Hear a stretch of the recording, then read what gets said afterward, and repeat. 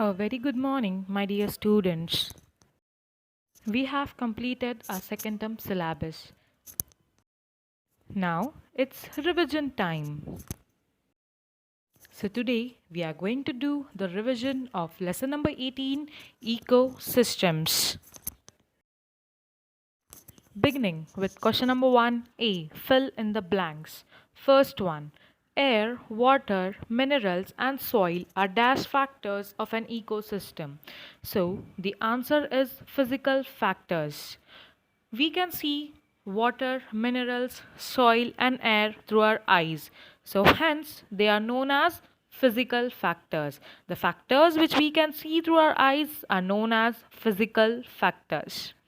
Second one, animals like goat, sheep, giraffe, zebra, elephant, deer are found in the dash ecosystem.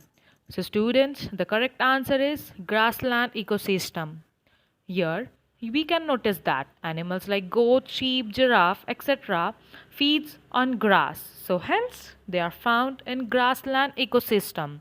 So the answer for second fill in the blanks is grassland. Third one, man is an dash in an ecosystem.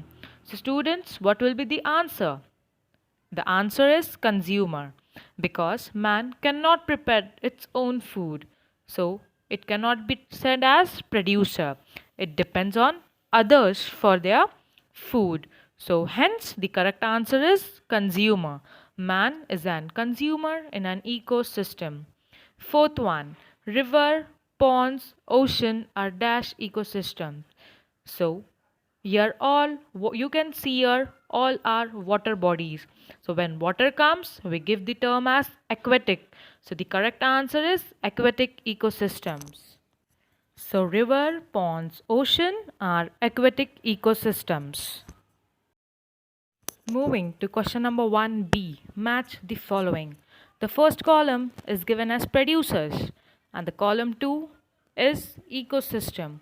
So students, first one is cactus. Cactus is a small plant you can say which you can find in desert region where the amount of water is very less. So cactus, the correct answer is desert. Second one, aquatic plants. So the term itself is saying aquatic. So aquatic plants will be found in aquatic. So third, mangroves. Students, what are mangroves? Mangroves are shrubs or small plants. They are found in creek. What is creek, student? Creek is a narrow waterway in the inlet of water bodies. A narrow waterways is known as creek. It's not a large river, but it's a narrow waterway. So mangroves are found in creek. Fourth one, pine. Student, pine is a tree which you can find in forest. So the correct answer is forest. Repeat, we'll repeat it again. Cactus are found in desert. Aquatic plants you can find in aquatic region, aquatic water body. Aquatic itself means water. Third one, mangroves you can find in creek. And fourth one, pine trees you can find in forest. Moving to question number 2, define. First one, ecosystem. So students, how you can define a ecosystem? The structure which is formed due to interactions between abiotic and biotic factors is called an ecosystem. Students, we know now abiotic are non-living factors and biotic means living factors. So the interactions between them forms an ecosystem. Second one, biomes. What are biomes? Large ecosystems developed in some regions on Earth with same climate, biotic and abiotic factors are called biomes. Students, we know biomes are the large ecosystems that develop in the region on Earth where they can find same climatic conditions, same biotic and abiotic factors. So, when the climatic conditions are same, biotic and abiotic factors are same, then it is said as biome. And these biomes contain many small ecosystems. Question 3. Give scientific reason. First one. Plants in an ecosystem are called producers. So, students, we will give a reason for it. Why plants in an ecosystem are called producers? So, answer is plants have the ability to produce food by performing photosynthesis. The first point, student, they prepare their own food, so they are called as producers. They are autotrophic and are able to utilize solar energy. The meaning of autotrophic is preparing their own food. They don't depend on others for their food. So, how they prepare their own food? By absorbing inorganic substances, they produce organic food. Therefore, they are called producers in an ecosystem. So, students, is it clear? Plants are in an ecosystem are called producers because they prepare their own food by the process by performing photosynthesis. So, hence, plants are called producers in an ecosystem.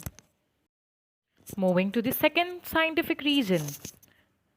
Large dams destroy ecosystem. So students, we will see how the large dams destroy ecosystems. Answer point 1. Dams are the massive barriers constructed across the rivers and streams to trap and utilize the flow of water for irrigation and generation of electricity.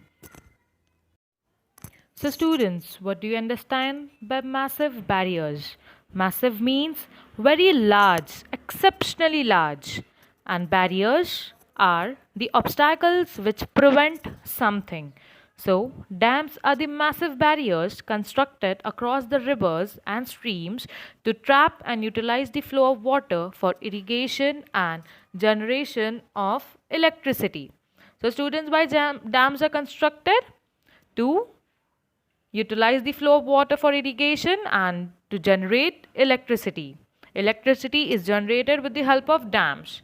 Second one, these dams are built by clearing forests or grasslands, thereby converting land ecosystem into aquatic ecosystem. So students, dams will be constructed by clearing forest or grassland.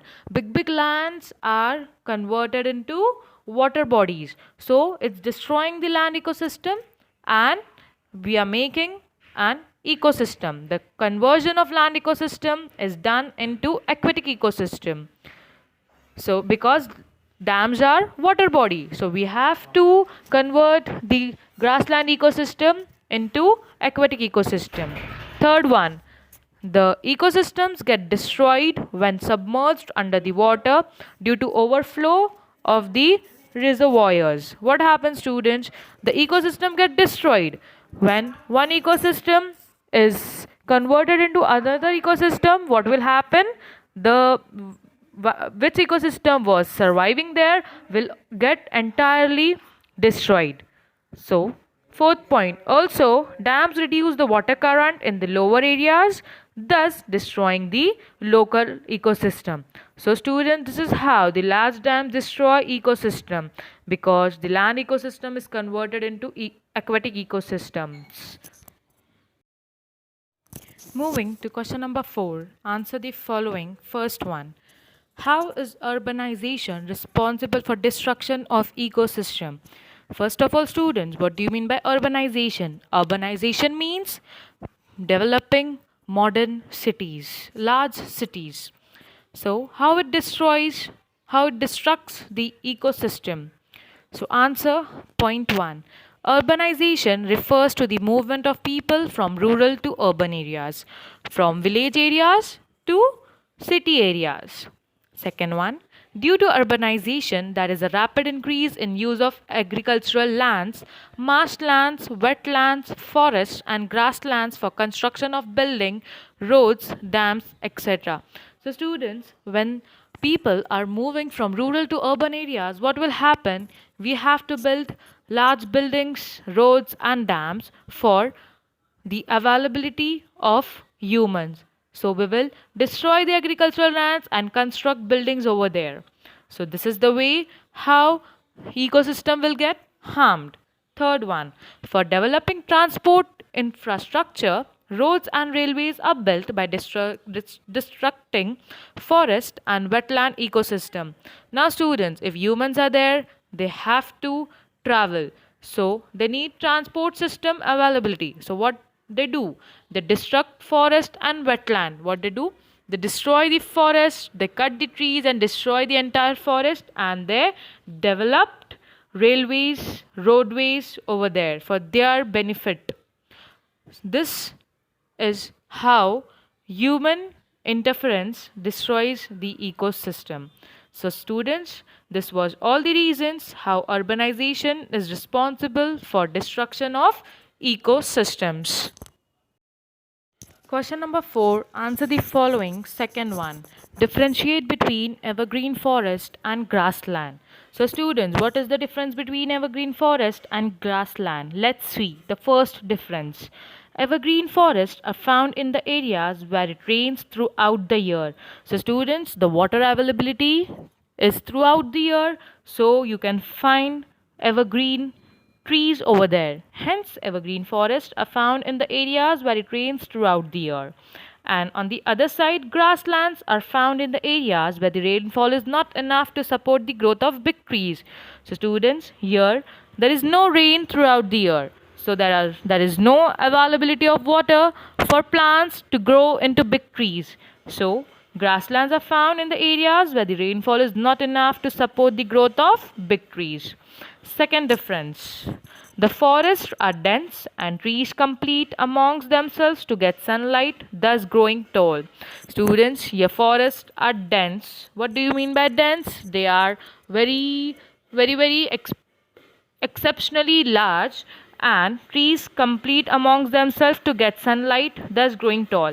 The availability of sunlight is more, so the trees grows tall. And on the other hand, extensive growth of grass is seen. However, very few trees and shrubs are also found. Here, a very rarely you can see big trees, but here are very few trees and shrubs are also found. Third one. The leaves of trees in the forest are broad and green. Students, the water availability, the rain is throughout the year. So, here you can find the leaves of trees in the forest will be broad and green. And on the other hand, grassland plants have thin, narrow leaves to reduce transpiration. The meaning of transpiration is evaporation. In simple words, means water loss from the plants. So, grassland plants have thin, narrow leaves. Students, here the water availability is very less, first of all. So, if the leaves will be large, what will happen? The water loss will take very fastly. So, the leaves are narrow to reduce the water loss from the plant. Fourth one. Evergreen forest trees do not shed their leaves completely regardless of the season. Here they have plenty of water, so they will not shed their leaves. There is no reason for leaf fall. So hence they shed their leaves in their particular season. Grasslands dry during dormant season, that is period in which growth ceases temporary. Here the water is not available throughout the year. What will happen when they get dry? They will shed their leaves. That is during dormant season. Dormant season means period in which growth ceases temporary. So, this was the difference between evergreen forest and grassland. In evergreen forest, it rains throughout the year, and in grassland, the rain is not enough for the plants to grow into big trees. So, students, we have completed the revision of lesson number 18, ecosystems. Revise it thoroughly, learn the question answers properly. For getting your concepts more clear, watch the video repeatedly.